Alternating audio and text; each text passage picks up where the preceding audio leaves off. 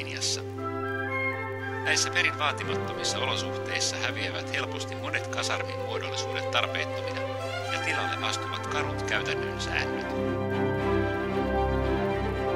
Juuri sellainen ohjaa tätäkin kipinävahtia, joka valvoo, kun muut voivat vielä levätä.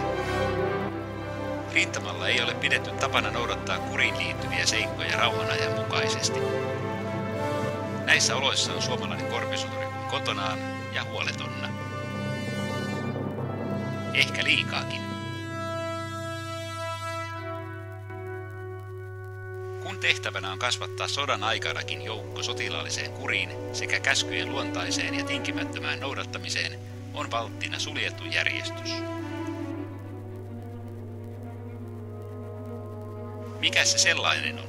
Kuulen monen kotirintamalla kysyvän. Sotilasjoukko on suljetussa järjestyksessä silloin, kun miehet ovat toistensa suhteen tarkasti sijoittuneina ohjesäännön määräämin välein ja etäisyyksin.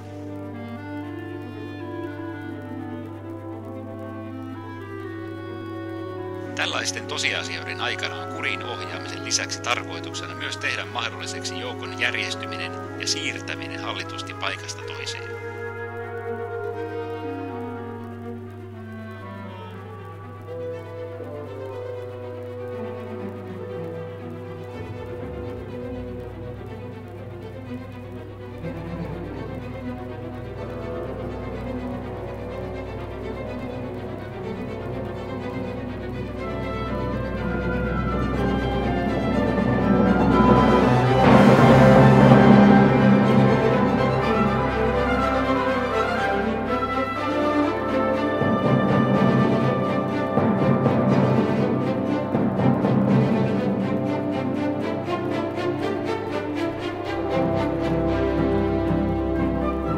Havainto on opetuksesta parhain, ja niinpä se otetaan muodollisessa koulutuksessa käyttöön aina kun mahdollista.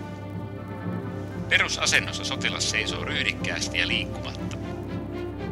Kädet ovat vapaasti sivuilla, käsivarret hieman ulospäin koukistettuina ja sormenpäät kevyesti reittavasten painettuina. Kantapäät ovat jämäkästi yhdessä, jalkaterät ulospäin. Levossa vasen jalka viedään terävästi jalkaterän suuntaan. Olemuksen ollessa yhä sotilaallinen.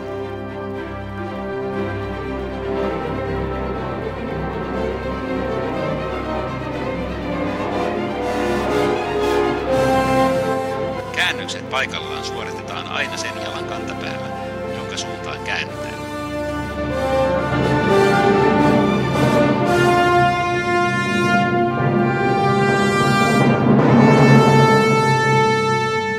Kouluttajan tulee huomata tehdyt virheet ja korjata ne pyrkien liikkeiden oikeaan suoritukseen.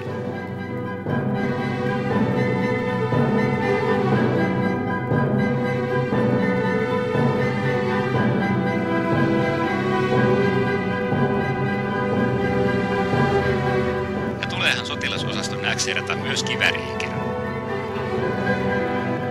Nyt liikkeet seuraavat toisiaan nopeasti, varmasti ja hätiköimättä. Usein kouluttaja näyttää itse jokaisen suorituksen, selittäen sen samalla ohjesäännön sanamuotoa käyttäen. Mallisuorituksen jälkeen osasto suorittaa uuden liikkeen kouluttajansa matkien.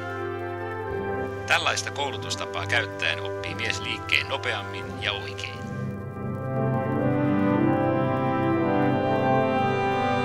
Jalalle, vie. Ulalle, vie.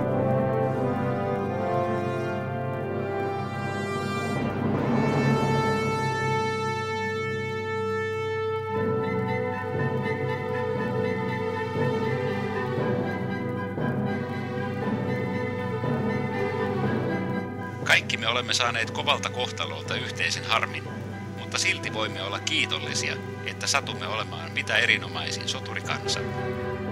Viime aikoina käymämme sodat ovat osoittaneet, että sellainen armeija, jolta nuo tärkeät avut puuttuvat, ei ajan mittaan kykene voittoihin, ei menestykseen. Nämä sodat ovat myös osoittaneet, mitä kuri ja sisäinen järjestys merkitsevät oikeuden puolesta taistelevalle armeijalle.